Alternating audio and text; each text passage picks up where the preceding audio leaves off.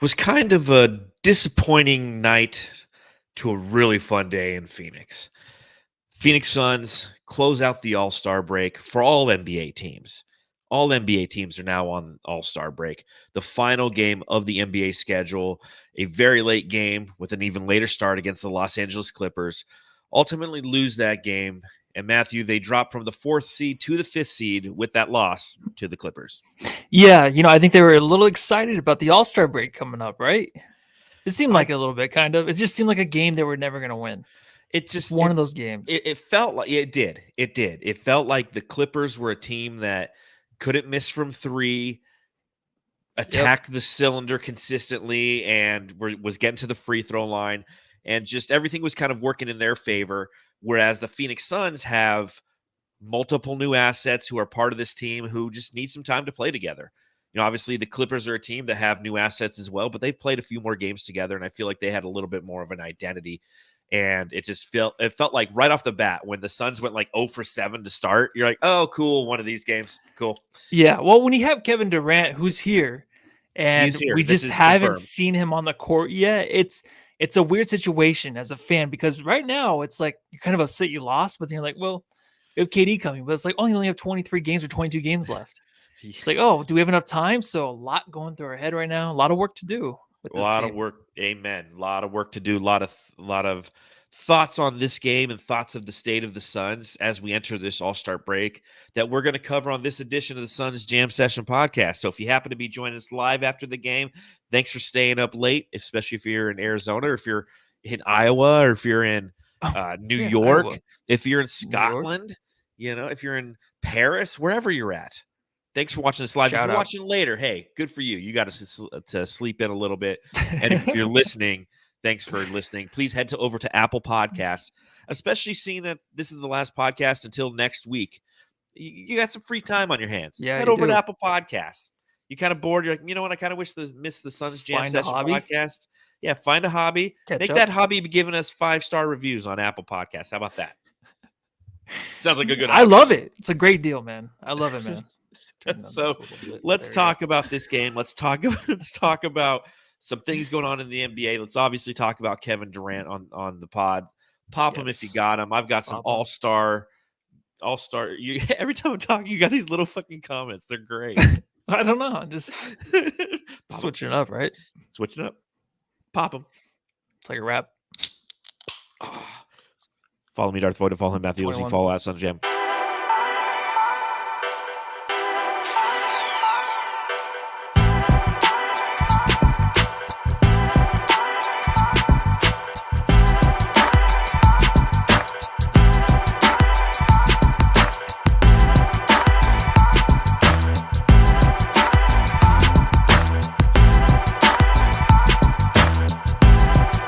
A 116 to 107 loss to the Los Angeles Clippers tonight. And again, as we mentioned, Western Conference battle, beat the Kings on Tuesday, lose to the Clippers today, drop to the 5th seed. But it brings me to my first question for you, Matthew. Matthew, I got to ask. Matthew, I got to ask. Is Josh Okogie the starting 3? Man? Oh my God! Like I'm going there again. Yeah, last podcast I tried to make my whole spiel for Torrey Craig. Keep him in there. Have Okogie come off the bench and be a scorer. And fuck that. Whatever I was talking about, I was high last time on the pod. I had to have been, because Okogie is a starter. This guy's insane. Like, whether he's coming off the bench or not, he has to be a starter, because he has that energy, man. And he's going to play like a ton of minutes too. And he's cool with it. He does everything you want, man. I mean, this guy he blows my mind every game. Every game he does something else. He's really been playing well recently. And you take a look at how he was playing defense on Paul George. And now granted, I know that Paul George ended this game 9 of 19 from the field, 4 of 11 from beyond the arc, had 26 points. Both he and Terrence Mann had 26 points. But he was really playing some solid defense. He was scoring at a very high clip. He ended up being the high scorer for the Phoenix Suns tonight. 9 of 16 from the field. He was 6 of 12 from beyond the arc. 24 points, 5 rebounds, 1 assist, 3 steals, 41 minutes played. I guess my secondary question, Matthew, who needs Mikal Bridges, man? We got Josh Okogie. Like, he's Yeah, I become guess. the new Bridges. I mean, he's open He's from not as 3. memeable, but No, he's definitely not. He's very quiet. He's very silent. He's like a ninja out there, man. Trap doors everywhere on the floor. He just pops up and steals the ball. He can defend pretty much anyone out there. I mean, he was giving Bones like a real softy out there the whole night. He was making sure that guy was just flaccid all night long, man, because he didn't have a chance against him. Kogi does that, and we were talking about with matchups. I think everyone's talking about start Craig some situations, start Kogi. yes. I guess you could. I mean, it makes sense, but this guy's earned it. He has. It's going to be interesting to see what the Suns do moving forward because, like I said, when I made the case for him in our last podcast, he plays bigger than what he is. And the reason that he's 6 of 12 from beyond the arc is because he is the least offensive threat out there. And when KD arrives, that's going to be even less. So he's going to get wide open shots. The fact that he's making them is an absolute bonus, and he shot 38% from beyond the arc in college. It's only in his first 4 years playing with the Minnesota Timberwolves that he didn't necessarily shoot very well from 3, nor did he really shoot a ton of threes. So as this team progresses to try to identify its identity, and Matthew, you nailed it. There's 22 games left? It's hard to develop an identity in 22 games. That's the back end of this entire situation, and what we saw tonight was a lot of new faces out there and people not necessarily knowing their defensive assignments. TJ Warren being a little tentative, Terrence Ross not being tentative. We still haven't seen Darius Baisley, but it's almost like we're right before the All-Star break, and this team that we've grown to know and love and accept for who and what they are is completely different following this trade deadline. And that's what happens. And again, like I said, the Clippers, I feel, with their acquisition of Mason Plumlee and Eric Gordon, which really filled a couple of needs for him. Oh my God. Plumlee's huge, man. He's been so good this year. And they got him. I was like, I even talked about him being a backup to DA. I thought it would have been fucking awesome, but well, and you see the advantage that they have there because you saw the other side of the ball. Jock Landale came and played in that first half, and he got played right off the court, man. He played 4 minutes, 2 points. He was getting out rebounded at will by Plumlee, and that's going to be one of those things that we continue to monitor as we head towards this postseason because of his lack of effectiveness. It was a lot of Bismack Biyombo. He had 12 minutes played. And you'd rather have Busy out there. He's more of a defensive presence, but you get nothing on offense when he comes in. Yeah, a couple of weeks ago, I love Jock. I love our backup bigs, but ever since then, Jock's been really bad. And I think I mentioned it a few weeks ago, right after I made that comment of like, oh, I love our bigs. Then like the next pod, I was like, you know what? I wouldn't be surprised if not Josh Okogie. Oh, that would have sucked. Jock Landale was just off the team, like he just was dropped. He's bad everywhere right now. He can't defend at all. Guys are pushing him around like crazy. If he does get a rebound offensively or anything, it takes him so long to get anywhere with the ball. It's just getting swatted out. He's being outmanned by the backup bigs. It's hard to watch. He even has that 3 too where we hate it. He didn't tonight, but those games where he's wide open, they'll leave him wide open for 3 because he's terrible at it. Like, and I love Jock. When he started this year, I loved his game. I was like, oh, we got a nice backup big full of energy. Now it's a lot of energy, but he just isn't the same guy. I don't know if defenses just know what to do with him, but like he's just outmanned every game by these backup bigs, and it's hard to watch because I like the guy a lot.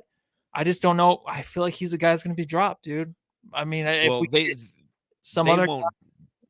well, yeah, maybe they will drop him. I don't know if there's that much of a cap hit. I don't see him playing a lot of minutes anymore, man. It's getting really bad. Well, and don't get me wrong, like he's not designed to play a lot of minutes in the postseason, right? No, he's designed to come in and be what I like about him, and what the majority of the fan base has liked about him since we saw him play in the preseason. I've mentioned it before, like Josh Okogie. he is a fuck shit up guy. He is an energy guy. He is a hustle guy. Yeah. And unfortunately tonight, his hustle was matched with physicality that he could just not overcome. And there's going to be certain situations where that might be beneficial for the Suns. We've seen Monty Williams do that during the season, right? Where Deandre Ayton gets the start, obviously. Busy will play as the backup. And then, like, the first 4 minutes of the fourth quarter, Jock comes in like a hurricane. And the opposition doesn't know what happened because all of a sudden they've been getting this, like, left jab from Busy all game long. And all of a sudden you got this guy who come in and he's just, like, blindly just throwing fists at you. And that's what Jock Landale can be for this team. And I can understand and respect that. And I know that when it comes to the playoffs, obviously a lot of different things are going to happen relative to rotations. But when you look at our big rotation, you get a little bit worried. And I find myself, and we'll talk about this at the back end of the pod when we hit the Our Thoughts segment. But when we look at the buyout market, we start to ask that question, right? Like, do we really need a backup point guard? Or do we need one more really solid big who can move people off their spots, right? Because we still have Landry Shamet. We still have Cameron Payne waiting in the wings. Good, bad, or indifferent, Suns fans. You know what? We've liked them at times, especially Cam Payne. And they're productive players who are already a part of the system to where a lot of things aren't foreign to them. And that's what I've really felt tonight. When the second team came in, it was foreign, not only to us as trying to evaluate who this team is, but it's foreign to those players learning to play together. And if we don't have that depth at the 5, if we run into the Clippers in the playoffs, if we run into the Denver Nuggets, who bolstered their 5 by getting Thomas Bryant from the Lakers, we could be overmatched on the interior. And it's like, tell me if you've seen that movie before. Yeah, I mean, we don't want that again. And it might take some time. I mean, Jock, at times now this year, he's looked like a Saric, where if it doesn't go his way right away, where he doesn't get the bounce, he doesn't get like the and one to really start off his night, then it's kind of a bad night for him. Like, he just kind of gets in his own head. I mean, he does talk about sometimes, he is more unathletic than these other guys out there, and it's harder for him. But the thing is, like, he plays so hard that I know the trade deadline passed and they're not going to trade him, obviously. So But they that's can out buy the him out, window. right? They can, I mean, it doesn't matter. They can buy him out. He's got like $1 million Kevin contract. Love's out there. Goran Dragic is out there. The way Ish is playing right now, too. You don't even know if Ish is going to be there because now he's not really getting any minutes. This was his game, last he looked pretty game. bad.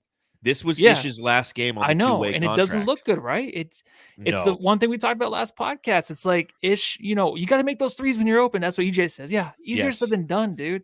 This guy knows. It's like, you can tell these guys kind of know, like, okay, my time's up. You know what I mean? They can't do anything else, and that's what sucks about the NBA, man. Limited time, you have to show yourself. Ish was that guy for a while, and now it's just like, well, who else is out there? Let's get our 10th new man on this team and try to teach them how to play together within 22 games, win a championship. That way we don't feel bad for trading Mikal Bridges. Well, and does it feel like, do you think that the players feel that? They're like, oh shit, the times they are changing.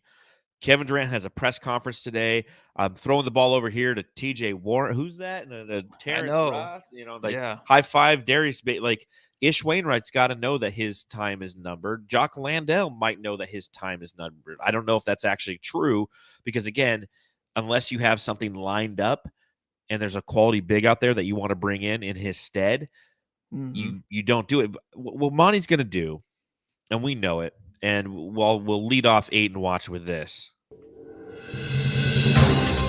Ayton Watch. What Monty Williams is going to do in the postseason is ride Deandre Ayton. He's going to ride him to the tune of close to 40 minutes a game. I can guarantee it because he can. Because this kid's young, he's athletic, he can play quality minutes for this team. And what you're going to do is those other 8 to 12 minutes, they're going to try to piece together with a combination of Bismack Biyombo and Jock Landale. And what you hope is that the opposition doesn't have the ability to just punish you consistently on the interior, that you have other fringe players like Torrey Craig, like Josh Okogie if he's not starting. Other guys who can pick up the offensive scoring output and cover them up essentially on offense because they're not offensive players. Yeah, I love how you brought that at the minutes. Michael Kolb does say, why didn't he ride DA tonight? So I think starting after the All-Star break, like Devin Booker's minutes needs to go up. Obviously, he They needs to will. start playing 30 to 40. DA has to soon. That way he gets ready for the playoffs. He can get used to it because he's going to be winning. He's going to be tired. But Yep. there's a lot of times late in the game where he's not in yet. I'm like, I wish he was in just because Yeah. they're getting destroyed down there. But tonight, like DA was kind of just off. He was ready for the All-Star break. He wasn't hustling. He wasn't playing his game tonight. But when he is, and when he's there defensively, if he can be, he needs to get those minutes, a lot of reps, especially with his team. And he needs to know, man, they're going to have to count on him a lot. I know everyone's saying it's going to be easy. We keep saying that. But defensively, he has to pick it up. Offensively, he always just has to make sure that he is ready, hands up, right? With all these guys that are going to be on the squad after the All-Star break. So when that happens, the more minutes, the better. It's going to suck for him. He's going to be tired, but he has to have it because he has to build that kind of callus going to the playoffs where it's not going to bother him. He has never been hurt long term.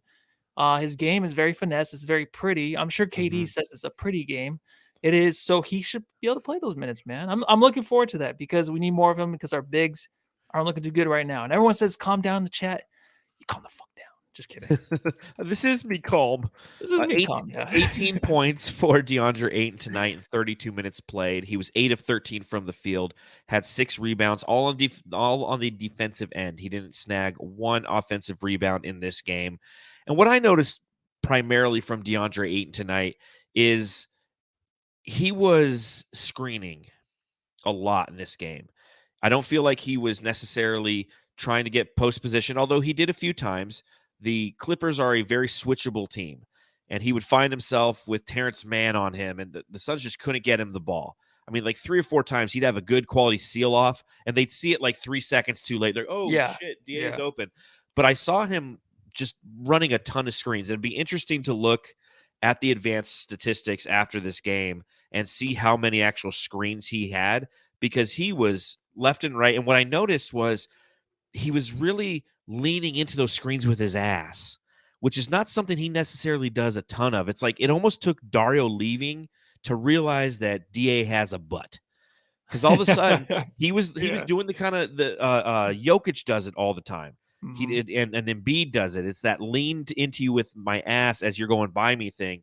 And I was like, okay, that's a nice new wrinkle. And I think that that's what they're focused on tonight. The beginning of this game, as the Phoenix Suns had an abysmal first quarter, was really them not running a bunch of plays, in my personal opinion. You know, the first quarter alone, the team was 8 of 25 from the field. They were 32%, 2 of 8 from beyond the arc. They were down 28 to 23, but man, it felt like they were down 28 to 10. If you know the way that they were shooting, they got to the free throw line. They were 5 for 5, and that kind of helped. But I don't feel like I do feel like Monty Williams goes, you know what, this is a team we might play in the playoffs. So we're not going to throw a bunch of stuff out there on film. We're just going to run some high screen and roll actions, which they did a ton of with DA, and just kind of try to figure it out from there.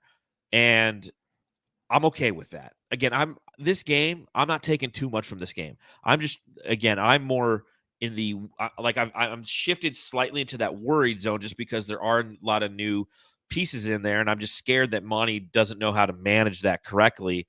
And I'm afraid that moving forward, as we try to create some semblance of chemistry, that he's just going to play guys too long, too hard, and not have the right rotations, and the Phoenix Suns ultimately don't get into a good playoff seeding. That's kind of where I'm at.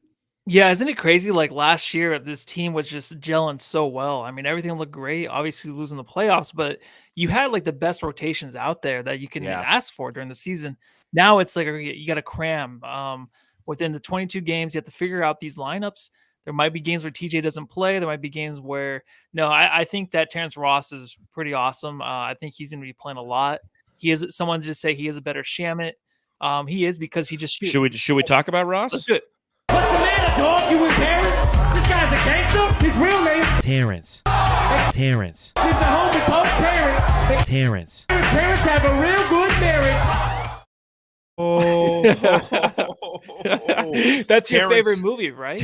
8 Mile. I love. Is that on the Walk of Fame or whatever? 8 Mile. Yeah, I love that movie. I remember seeing that. Feeling so cool walking to school with my Walkman and dude, I saw that movie player in the theater, and then I bought like a little tape recorder, and then I taped all the Eminem rap scenes so I could listen to Oh, him okay. over and over again, because they didn't have it like on Spotify. They didn't release the Yeah. album on Spotify. So he's like, so there you go, Terrence. Good, man. Love it. But I'm telling you, Terrence Ross looked fantastic in this game, and that is one bright spot that we'll take away from this. He ends with a total in 25 minutes played of 16 points. He was 7 of 17. He tied for Devin Booker with the most shots taken in this game. They both had 17. He was 1 of 8 from beyond the arc, but 16 points, 4 assists, 4 rebounds, and that's what we kind of knew coming into this game, that Terrence Ross is going to be a microwave. He's going to be a shooter. He's going to bring that guy who we always want Landry Shamet to be. Like Landry, we want him to shoot a bunch, but he shies away from it. His confidence wavers. Terrence Ross has like that I don't give a shit, shot mentality, right? He's just going to continue to shoot. And I like that. I like to see that come in. And I like that Monty Williams put him in and allowed him to play 25 minutes off the bench tonight, because I thought he looked really, really good. He looked awesome, man. I think he got his one pass out of the way early in the game when he got the little pick and roll going with DA. It looked really fucking good. And then after that, he's like, all right, I'm never passing again, because he never passes, but I don't care. I mean, when TJ got here, that is I going to knew, drive us crazy. Yeah, I know he doesn't. But if he's shooting and he's shooting well, it's fine. That's the thing, is Monty needs to know when it's not going good. Like, all right, get him out. TJ's that way too. He'll pass the ball maybe too much right now. He does seem a little hesitant, but I mean, he's going to get off his shots as well, just like Terrence Ross. But Ross is he's longer. He can get easier shots, easier looks at the basket. He's a weapon. He's a guy that's going to come in when we have a little nice lead, and he's going to extend it for us. That's what I'm looking forward to. Some of the shots are pretty bad, but the one thing is, like, he just doesn't pass it. And if he can, kind of move the ball around with that second unit, it'd be nice, because there's some other guys out there I like too. Yeah, that was kind of the book on him coming in, right? Was he is a black hole on offense. And like you said, the first play for Terrence Ross is he comes down the court. He has a beautiful dish bounce pass to DA for an easy bucket. And we're like, oh, okay, everyone's full of shit. They don't know what they're talking. And then he just never passed the rest of the game. And it'll be interesting to see how that develops moving forward for this team. Because to your point, due to his size and his athleticism and his experience, he's somebody who knows where to be on the court. But without a true facilitator out there, he was bringing the ball up. Yeah. I mean, that's another plus for Terrence Ross, another guy who can bring the ball up, but just doesn't pass it. So when Cameron Payne returns and has the ability to navigate this offense, Terrence Ross can be that guy who's standing on the three-point line and just starts stroking it and catches fire. And like you said, becomes that microwave that can carry us when we have Devin Booker and Kevin Durant on the – that's crazy to say – and Kevin Durant sitting on the bench, right? That's what the expectation is for him. So my expectation over these next 22 games for the Phoenix Suns is for them to start to go to the lab, see how they can utilize him as a weapon a little bit better, and have him be one of those offensive threats on the for the second team unit who can play a little bit of defense, right? Like, he's not a great defender, but he's a long defender. And that's what you're going to need in these highly switchable matchups that you're going to be playing come playoff time. Yeah, when you just need a bucket, he's perfect. I mean, that's the thing with the second unit everyone's been talking about. Who's going to score? Defense, yeah, it's fine. Whatever. We really just need scorers. I know defense is nice, but I would rather just have a guy that knows how to score, knows how to get his shot, and is confident in doing it. We're not going to be so frustrated with the dude. We might be because he's not passing, or maybe because it's a bad-looking shot, maybe. But I'd rather him just keep jacking it up, just keep going and seeing if he can get hot. And again, I know that we like – I want to snip that right there, Matthew, because there's going to be a game where he goes like 1 for 9, and you're like, stop fucking shooting, and I just like play that. You're Yeah, like, I want him to keep shooting. Well, that's always happens, just keep dude. shooting. It's like the Jay Crowder effect, right? The Jay exactly, Crowder yeah. effect. We're not going to win a championship. No. Big Dick Booker. Rough game tonight, I would say. 19 yeah. points on 17 shots. He was 6 of 17 from the field, 1 of 6 from beyond the arc. Had 9 assists in this game, had 3 rebounds, 4 turnovers, and a block for D-Book. What'd you see from medium-sized Dick Booker tonight. Yeah, it was definitely medium. The small size of dildo out there.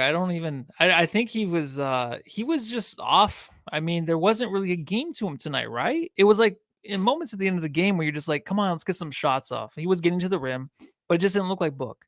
And I know he's getting back into things. His minutes will go up. He's still coming out like 5 minutes left in the first and third, which is nice. I think he'll ramp that up after the All-Star break.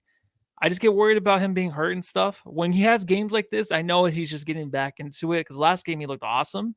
But then all of a sudden, like it creeps into my mind. I'm like, please just don't be hurt or something. You know what I mean? Because he just looks different. Tonight he wasn't badass like he usually is. But I think it's just weird for him to be playing these games with all these new dudes.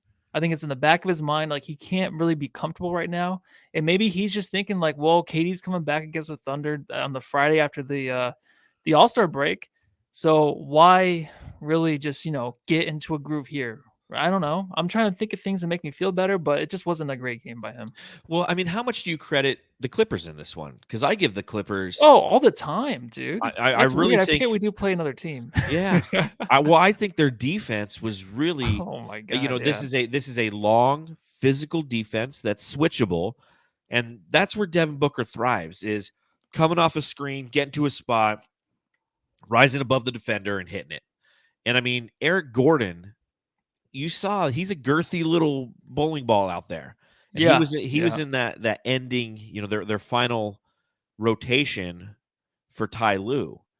And he was pushing Booker around a little bit. He was knocking him off he'd come around a screen. Booker would come around a screen. And Gordon would just knock him off just a bit to where he was just out of rhythm. I felt like that's the best way to describe Devin Booker tonight. He was just out of rhythm tonight. Now, that could be for some of the reasons that you stated. And it could be because the Clippers are a tough defensive team. You have Paul George there. You have Kawhi Leonard there. Eric Gordon can be a tough matchup for Devin Booker and has been so in the past. You have a switchable team. So I think it's a combination of all of the above. Again, I don't take too much stock in this game. I don't take too much. I'm not too worried with Devin Booker because the shot's looking good. He's in there. Monty Williams ended up playing him a total of 34 minutes tonight. So I mean, this is his first game of actually getting, not his regular rotations back because he normally plays the entire first quarter. The way that Monty Williams decided to sub him tonight is in the first quarter, he's like, all right, Book, go out there. I just need 8 minutes from you. In the second quarter, 7 minutes from him. In the third quarter, he got 7 minutes from him. And then in that fourth quarter, Devin Booker played the whole fourth. So that's the first time since Devin Booker's returned from his injury that he has played an entire quarter. And again, so I think there is some of that fatigue factor, some of that mental fatigue factor, as you mentioned, playing with some new teammates and seeing how they're being spaced out on the court. And then credit the Clippers. I think the Clippers did a really good job on him tonight. And that's something that there's some good film on tape, some good film on film. I guess you would say some good plays on tape that for the Suns to analyze if and when they have to play the Clippers in the playoffs, because the Clippers did focus in on Devin Booker. I mean, they were blitzing him right off the bat, right? Right off the bat, he's getting double teamed. And every time I saw one of those double teams, you know what the first thing I thought, Matthew? Play what? You got something for it? I don't have a thought. The first thing I thought, yeah, I just said I can't help but watch these traps and think that that's not going to be a thing for much longer. Like teams aren't going to be doing that to Devin Booker anymore. That's the you first had like thing your that went arm through my mind. extended out. So No. I'm looking at statistics and stuff while I talk. That's exactly what I was thinking too. Like it's not going to be for a while, but the thing is like the Clippers, they always play the Suns tough. Their defense though tonight was really like, even to start the game, it was ISO or nothing for the Suns. The Suns were playing ISO, but then they would actually kind of get good looks early, but they would miss it. So I think that was their chance to really stay within the game. I know it was tied at halftime. It was around that. But starting off the game that slow, I think it really hurt the Suns. But the way the Clippers play you, man to man, and then you try to make the pass, and they're still so long in the lane, just tipping the ball everywhere. It's hard. You saw possessions back to back where like Chris Paul's having a hard time passing the ball across maybe 10 to 15 feet. You know what I mean? Just across the lane, and they were tipping it out of bounds. So I think a shit game from Chris Paul where, last game, this whole offense was just flowing so nice. Like anybody could have been, putting up 40 points last game. And it was just kind of really rocky. It was nothing like last game. That's why DA was so good last game. That's why Booker got back into things because everyone was cruising, man. I mean, it was the Kings, but that team was like moving the ball around. Chris Paul, the 19 assists. Only a night. How disappointing. So it's just and again, the Clippers are a team that I think they play well when they're ahead, right? They can do hit the three ball and they attack the interior. They had 27 free throws tonight and they hit 25 of them, right? Like the Suns, they ended with a total of 16 free throws and they only hit 12 of them. So right there, the Suns are negative 13 from the line.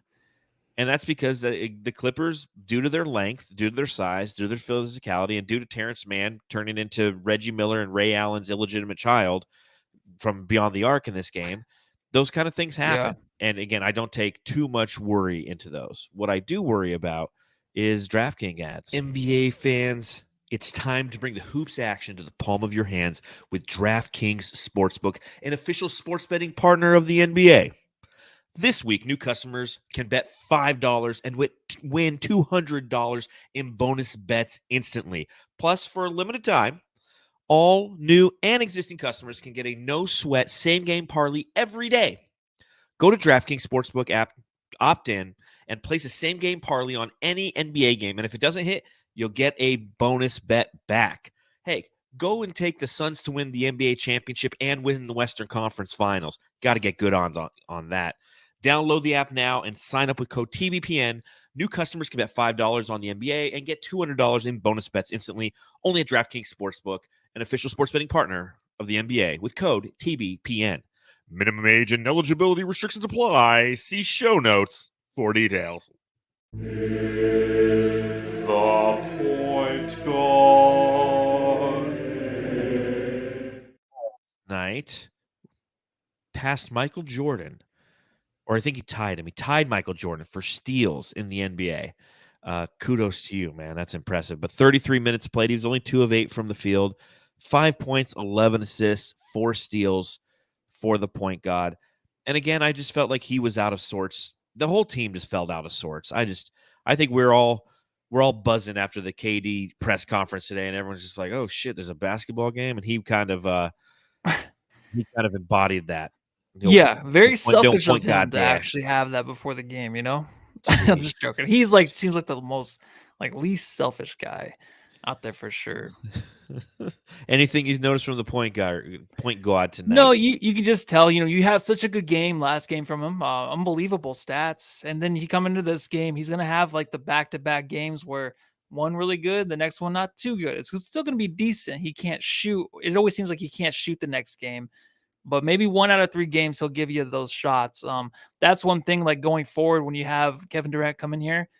I like the fact that if KD and Book can say 24, 25 shots a game, and then you can have DA come in second with whatever, and then Chris Paul just falls it down to maybe 6 or 7 shots per game. Yeah. That's ideal. I know he's going to have the games where he has to shoot maybe, but, I mean, they're talking about who are you going to switch on? Who are you going to double on this team, right? It might be, Chris Paul's open a lot, then he shoots, right, off those doubles. But until then, I mean, you're going to have these games, and I think it's going to be sooner rather than later. I don't disagree. The Suns Jam Session subreddit stakeout. All right, so there I was hanging out and you're lazy too, going on All-Star break, huh? I'm pulling an Ayton right now. I'm just like, you know what? I just whatever. I'm just gonna whatever. So I was hanging out in the subreddit for the Clippers. Not a popular place. Not a lot of people hanging out.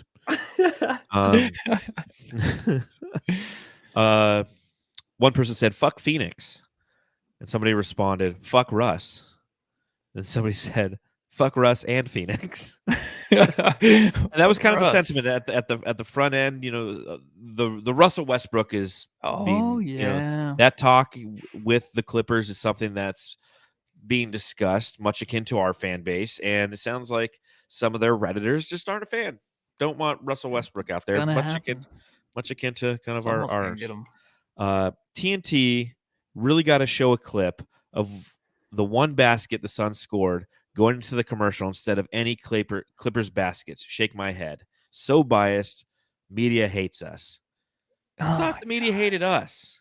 It's always, How it's, can it's they? you're not showing enough of me. We're not getting the respect. You know what? The Suns got Kevin Durant. No one gives a fuck, right? But I like it that way. Except for 10,000 people today at the thing. 3,000. 3,000.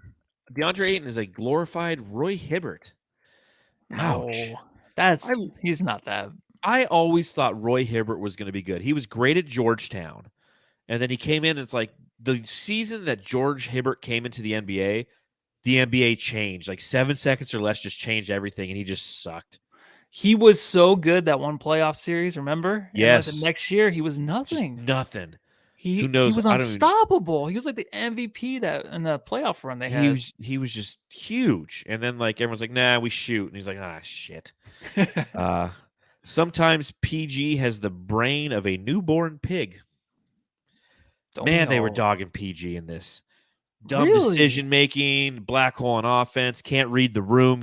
Every time the team is playing well, he's got to play hero ball and shoot a deep three. And I mean, they were dogging him. Kawhi Leonard initially had 0 points at halftime. Is that right? Yeah. And then he ended with how many? 16. So he had 16 points in the second half. So this person said this before the half. Kawhi taking his all-star break early. And I snipped that comment, and I'm like, I bet you he starts to score. They scored like 11 in the third. I'm like, that's what I get for snipping the comment. My bad. Yep. Let's see. I even swear the Suns role players were some hot ass. Now they're playing like it's win or go home. They tried to Valley-oop us again. Yeah, I saw that. Yeah. Terrence Ross must see a Clippers jersey in front of him and think he's prime Jordan for some reason. It's because it's a new team.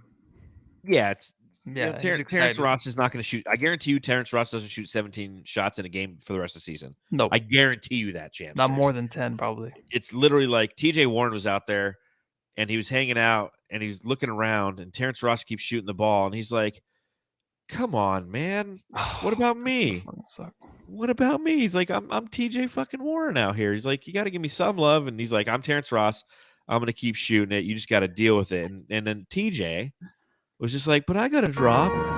TJ, War Machine. He's like, they're not going to play it on the Suns Jam session unless you give me the ball. And he only ended up playing like 8 minutes. And then they were just going on a love of Mason Plumlee. They call him Plum God, Plum Dog Millionaire. Plumlee is the second superstar next to Kawhi, only guy who wants to win.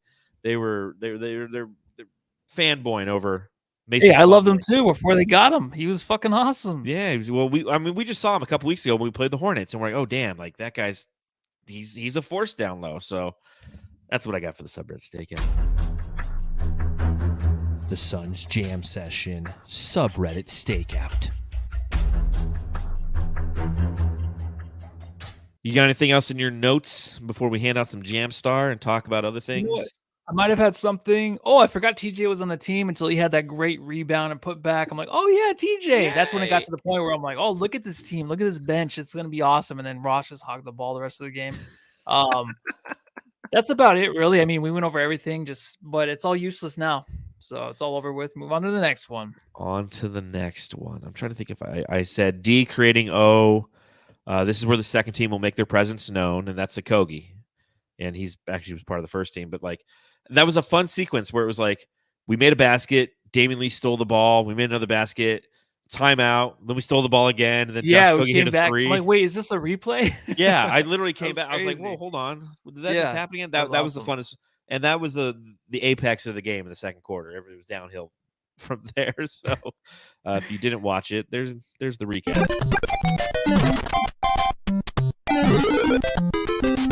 Jam Star of the Game. All right, Jamsters, if you're watching along live, let us know in the chat who your Jam Star of the Game is. Give us a thumbs up on the YouTube. And if you're listening, text it to somebody. Just text whoever you think the Jam Star is. Throw a random text and just see what they say. And they go, what the fuck was that? You're like, dude, Jam Star of the Game. Like, get with it. Like, at least it wasn't a dick pic. Yeah. Like, or do both. Send a Jam Star with a dick pic. And then Chris Paul. And then just What the hell was that? Who do you have, Matthew? Oh, I got the Josh Okogie guy. That guy was amazing tonight. Yeah, He's gonna win us the championship. Low Suns agree. So does Michael Cobb. Okogie from Coda Kid. Carson Fisher gives it to Okogie. Fabio gives it to Okogie. Kobe, who doesn't give it to Okogie, gives it to Ross. Yeah, I think it's Okogie, man. I continue. Yeah, It's has to crazy be. though that we're sitting here and it's like multiple games. We're like, yeah, Josh Okogie, jam star. Is that a bad sign for the Suns? No, because like we all keep saying, KD's coming. So then it's better that he does this now. That way we know who's our starter when he comes back. Okay. I like it. I'd love for Ayton to be the jam star tonight. We won, but oh well. What are you gonna do? Let's talk about some our thoughts. Thoughts. Brains? All right, Nice. our thoughts. Like it. So things going around. I have different topics that I want to talk about for the back 20 minutes of this podcast. The first one was Ish Wainwright. So obviously this was his last game on his 2-way contract. I'm pretty sure that that's correct. So do you think that the Suns keep him and fill their final roster spot, or do they part ways and fill the spot with another buyout guy? I think it's gonna be another buyout. As long as I don't know, man. See, the thing is, like Flex used to say, like they're really high on Ish, and Ish has had some really good games for the Suns. He's come in and hit the big threes, made some big boards, like grabbed those big boards when we needed them. But the thing is, I don't know. It's just weird from body language sake. It just seems like he's like, all right, this is my last game. What am I supposed to do? He didn't really prove much, and I don't want to buy too much into just one game because he's given us a lot. I feel like this whole year. It'd be nice to have him, but the way things are going, man, I mean, I just feel like buyout's the thing right now. I think the Suns are trying to pack it jam full with all these names, these guys that have been in certain situations, these champions, like just guys that are out there that know how to win. Ish, I don't know, dude, it's gonna suck, but I think that it's gonna be a buyout. We're at an interesting crossroads. That's what's happening right now is fun and exciting, and in about 3 weeks it'll be annoying and we'll be scared. And that's all these new names, and we've talked about it multiple times, right? For the entire front end of the season, what's James Jones going to do? What's James Jones going to do? What's James Jones going to do? We need to shake something up. This team isn't a championship roster. And what they're trying to do right now is put together a championship roster. If that's the case, then Ish Wainwright's gone. There's no way that they're going to – the only way that Ish Wainwright stays on this team is much akin to what they did last season, is they sign him to a deal for the end of the season. And that happened in last season. It was fantastic. We're all like, oh, sweet. And we knew when the playoffs come, we wouldn't see much Ish. And then we saw Ish probably more than we wanted to in the playoffs due to his size and his physicality and the fact that we played the New Orleans Pelicans in the first round. And that Dallas series was just whatever the fuck that was. So I think that you're correct in saying that he's gone. And you take a look at Ish Wainwright in his career with the Phoenix Suns. He's played in 86 games. He started 1, not including the playoffs. In the playoffs, he played in 7 games last season. But 86 games, he's averaged 11.7 minutes per game and 3.3 points per game. He's a 33% three-point shooter. In those 11.7 minutes, he's averaged 1.7 rebounds and 0.7 assists. So it's not like you're losing a lot, right? Again, this is where we're attached to the thought of this player versus the reality of what this player is as a productive member of a roster. And Dave King wrote a great piece on Bright Side of the Sun that talks about it just resets the roster, where we are relative to contracts, and does a good job explaining kind of the playoff minutes and how, like, Ish Wainwright, in theory, is not going to get any minutes. You're going to run like an 8.5-man rotation, which we've talked about on the pod, an 8.5-man rotation, which means that you have like 5.5 guys who aren't playing, 6.5 guys, I think, 9. Yeah. So, because you have 15 roster spots, because Saban Lee will be gone because a 2-way contract can't join the team.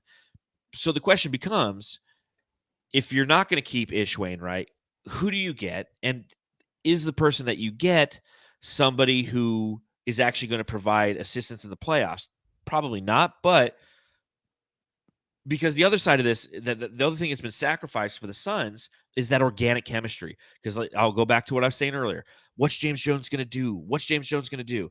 And then he just obliterates our organic chemistry because Matt Ishbia is like, I know that name. I know that name. I want that. Matt Ishbia is like a guy walking down an aisle at Fry's, and every box that he sees, he's buying. He doesn't care how much it is right now because he's the new owner. That's what new owners do.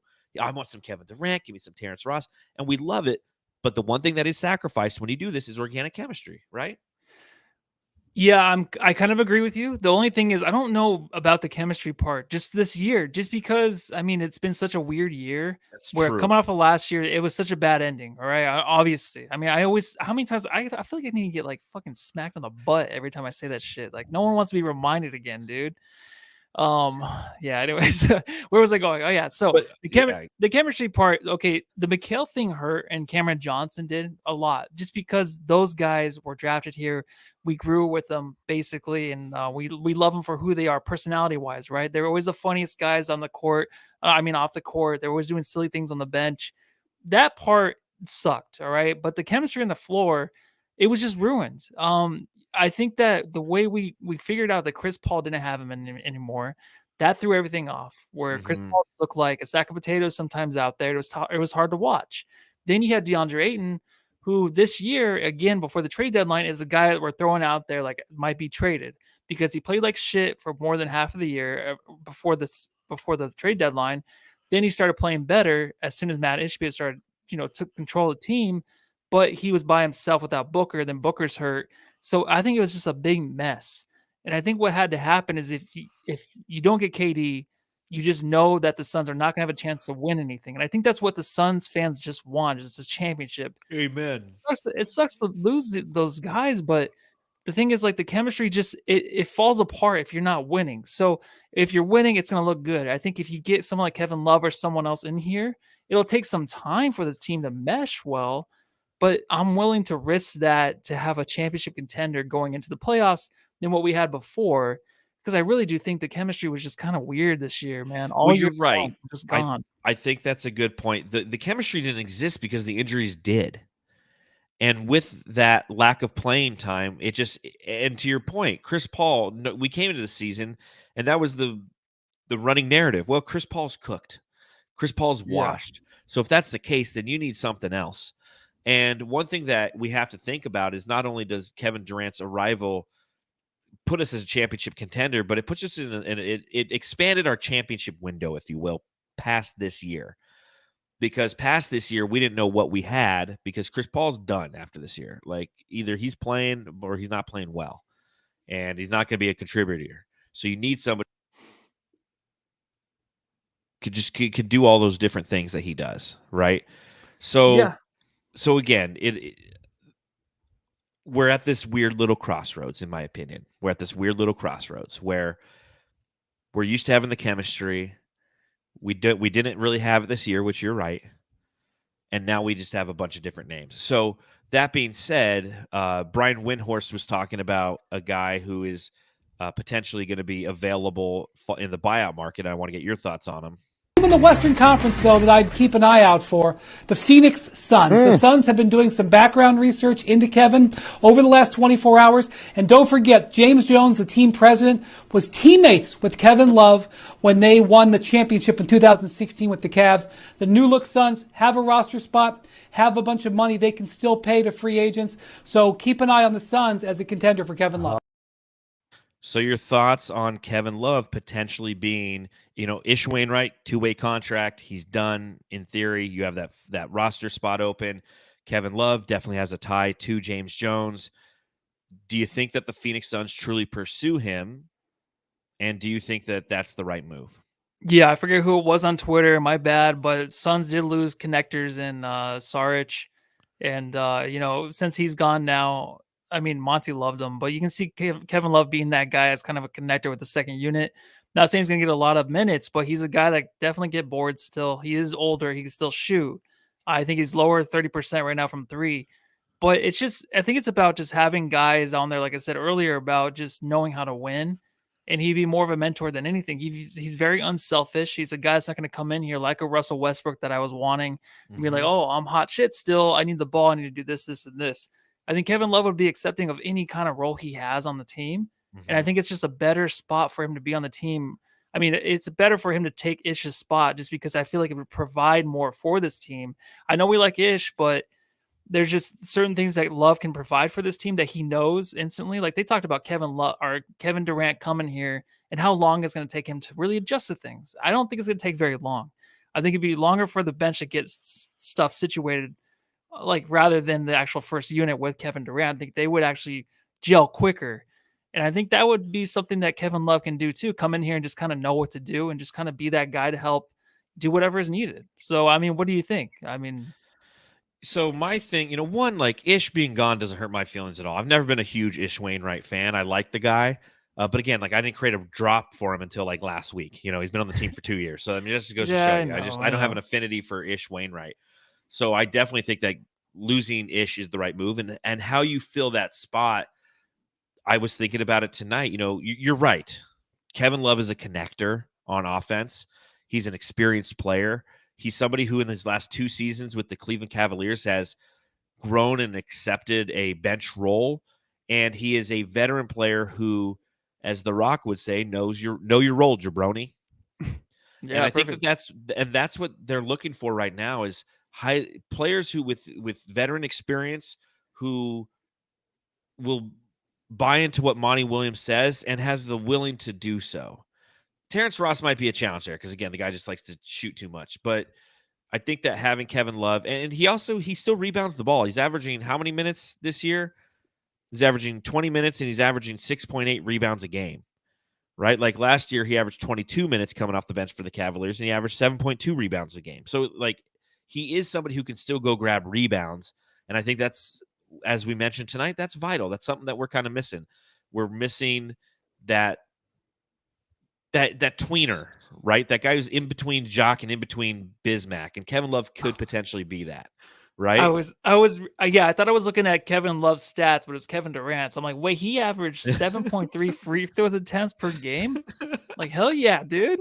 This guy's still rocking. Let's go. Nah, he'd be a good pickup. The only other guy I can think of that I want the Suns to pick up is the Spurs released Stanley Johnson. He's a point guard. So again, I think that point guard need until Campaign's back and healthy. We got 22 games left. Like Campaign, no one knows what the fuck happened to Campaign. He might never come back this year, right? I don't know, but like his heel hurt around Christmas time, and we just like never saw him again.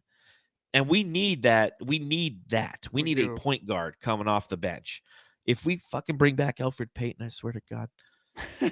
We need somebody. And Saban Lee can be signed through the rest of the year, right? Because he can be, but he would fill that 15th spot.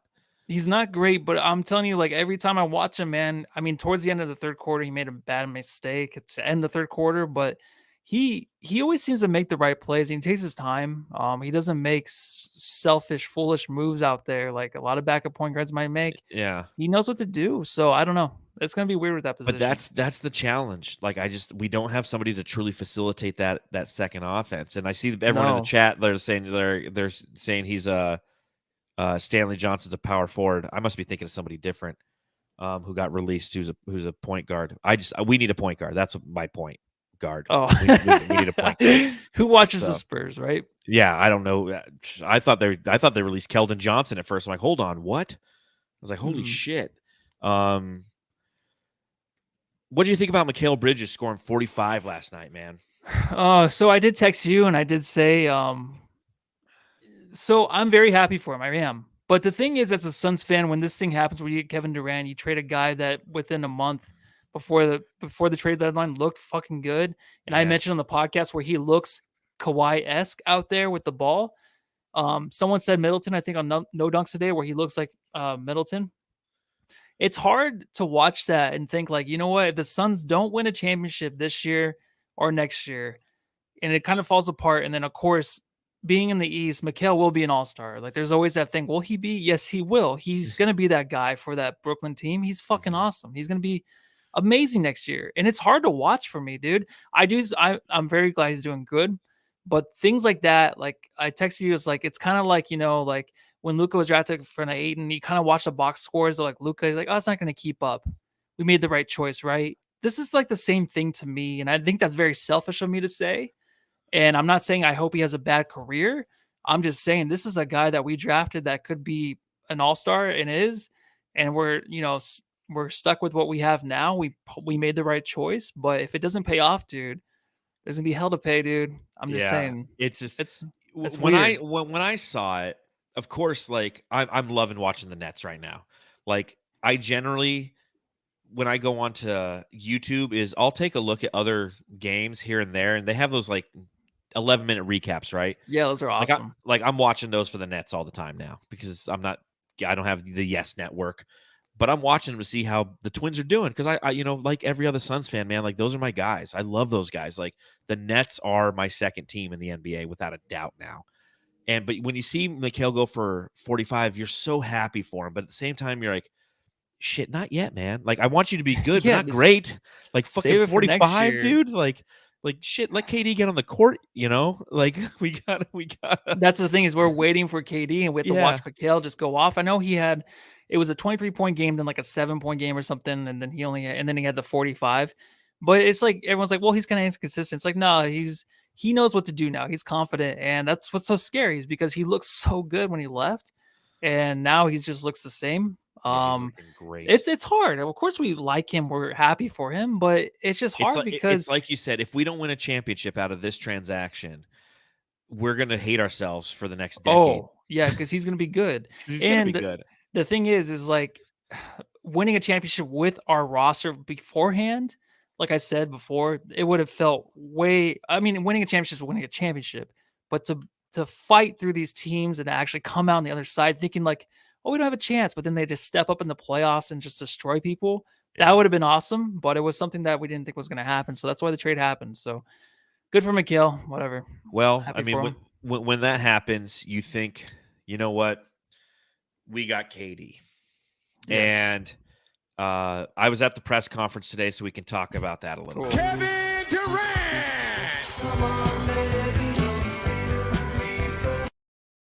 Kevin Durant was introduced in a press conference today that's unlike any press conference I've ever been to before. The fans were there.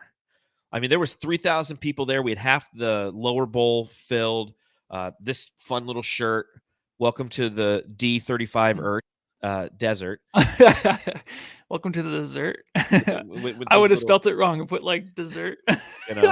But it was really cool to go there. Shout out to So Says Jay, Justin, and his buddy and his colleague Phil. They had an extra ticket. They hit me up. They're like, "Do you want to go?" I'm like, "Absolutely!" Like, this is Kevin fucking Durant, and it was wild. It was wild to feel that because it feels like you're getting like Michael Jordan on your team, right? Like, Yeah. this is Kevin fucking Durant, and the cheerleaders came out there and they're throwing shirts and they're trying to get everybody involved and hyped, and we're all just sitting there just waiting. And then Kevin Durant comes walking out. The audio in there sucked initially. And if you listen to the press conference, I want to ask you about that when you're done. Yeah. So, what questions do you have? So, okay, whenever watching the games and it's so fucking loud in the crowd, right? With the defense, it kind of funnels out from the court, right? The court, you can hear the fans obviously, but I don't feel like the players, they can't hear the music and everything as much, right? It's kind of like just distorted outwards. Is that what happens? Is that what was happening today with the press conference? What it was is that I felt like they didn't do a mic check because like okay. where we were sitting, everything was kind of echoing throughout the whole arena. And about midway through the press conference, all of a sudden, like Kellen Olson's asking a question. And then you could hear people saying like, "We can't hear you." Yeah. And all of a sudden it worked. And everyone starts just cheering. And Katie's That's laughing. what happens? Oh, That's okay. what happened. Yeah, okay. All of a sudden we could hear him. And we could hear the questions. We couldn't hear the questions when Matt Ishbia was first talking, when Kevin Durant and James Jones were talking for the first couple of questions. We couldn't hear anything. So finally, we could start to hear it because it's not echoing all over the weird parts of the arena. Yeah. And it all of a sudden became a fun press conference. Now, the fun thing about it, and I was talking actually to John Bloom afterwards because he came over to say hi to us. And he's like, this is why they never do have fans at press conferences, because you had one member of ESPN, Nick Friedel, was there, and he's the one who asked the Brooklyn question. He was asking like, "Hey, Brooklyn," and all the fans just started booing him. because we're like, we don't want to hear about Brooklyn, man. This is like, welcome to Kate, welcome to Phoenix. This is your moment. Welcome to the Valley of the Sun, and you're asking about like the old girlfriend, right? So everyone's just like, boo, and it was great. It was just, that was fun.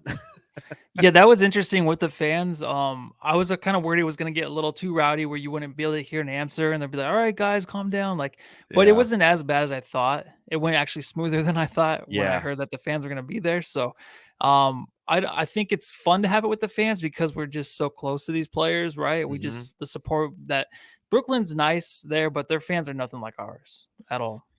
No, we're a rabid even fan close. base, and it just goes to show you how dedicated this fan base is to this team. That this thing was sold out, and this is a Thursday afternoon Yes. at 2:00, and this thing's sold out because this city is a basketball city.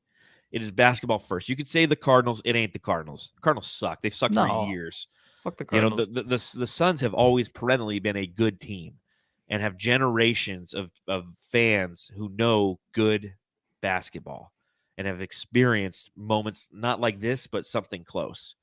Did you hear Dave King ask the question? Yeah. Did you hear the cheering? I heard you. You heard me? I heard you. I heard you say, yeah, Dave, or whatever. I knew that was you though.